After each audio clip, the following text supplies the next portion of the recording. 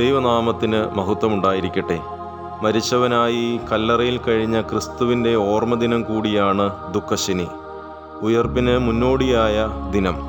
യേശുവിനോടൊപ്പം ഉയർത്തെഴുന്നേൽക്കുവാൻ വിശുദ്ധിയോടെ നാമൊക്കെ കാത്തിരിക്കേണ്ടുന്ന ദിനം കൂടിയാണ് ദുഃഖശനി.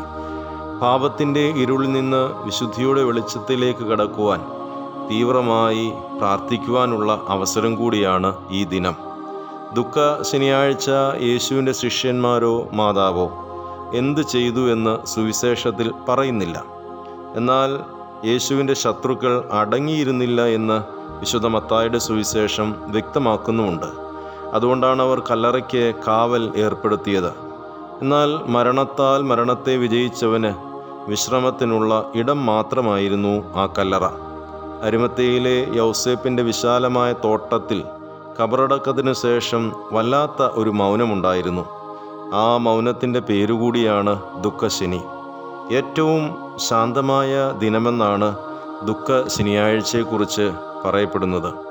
ക്രിസ്തുവിനെ ബന്ധനസ്ഥനാക്കിയത് മുതൽ ഒളിവിൽ കഴിയുകയാണ് കർത്താവിൻ്റെ പ്രിയ ശിഷ്യഗണങ്ങൾ. അവർ രഹസ്യ സങ്കേതത്തിൽ യഹൂദന്മാരെ ഭയന്ന് കതകടച്ച് ഇരിക്കുകയാണ്. ദുഃഖശനിയാഴ്ചയിലെ പ്രഭാതം തികച്ചും അവർക്ക് ഇരുൾ നിറഞ്ഞ പുലരിയായിരുന്നു. ഗുരു മരിച്ചതോടെ അവരുടെ ഉള്ളിൽ ഇരുൾ വല്ലാതെ ബാധിച്ചിരുന്നു. അവരുടെ ഉള്ളിലും അവർക്ക് ചുറ്റുപാടും അന്ധകാരമായിരുന്നു. തിന്മ ജയിച്ച ദിനം, നിരാശ നിറഞ്ഞ പ്രഭാതം.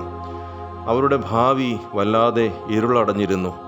എല്ലാം വൃഥയായി പോയല്ലോ എന്നുള്ള ഭീതി അവരെ പിന്തുടരുവാൻ തുടങ്ങി. ദുഃഖ ശനിയാഴ്ചയിൽ കന്യക മറിയാം മൗനത്തിലാണ്.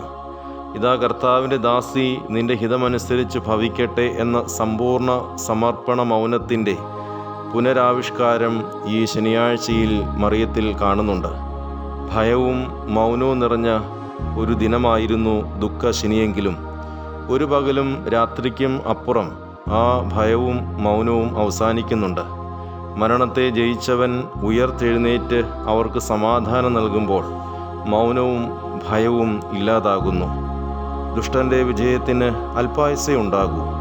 അവൻ്റെ വിജയത്തിൽ മൗനവും ഭയവും നമുക്ക് ക്ഷതമേൽക്കുന്നുവെങ്കിലും ഒരു രാത്രിക്കപ്പുറം നിൽക്കുകയില്ല എന്ന് ഉദ്ധാനത്തിൻ്റെ പ്രത്യാശ നമുക്കുള്ളതുകൊണ്ട് മൗനദിനമായ ഇന്ന് അവനായി നമുക്ക് പ്രതീക്ഷിക്കാം, അവനിൽ പ്രത്യാശ വയ്ക്കാം. ഖബറിൽ നിന്ന് ക്രിസ്തു പാതാളത്തിലേക്ക് പ്രവേശനം നടത്തുന്നുണ്ട്.